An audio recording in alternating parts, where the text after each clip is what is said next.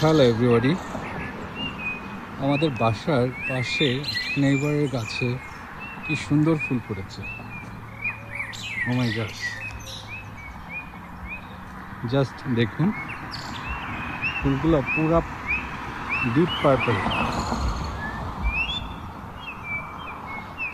আমি ফুল পছন্দ করি, তাই আপনাদের ফুল দেখাচ্ছি।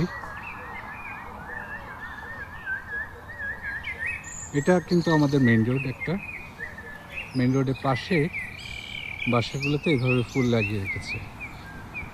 এটা ম্যাঙ্গোলিয়া ফুল।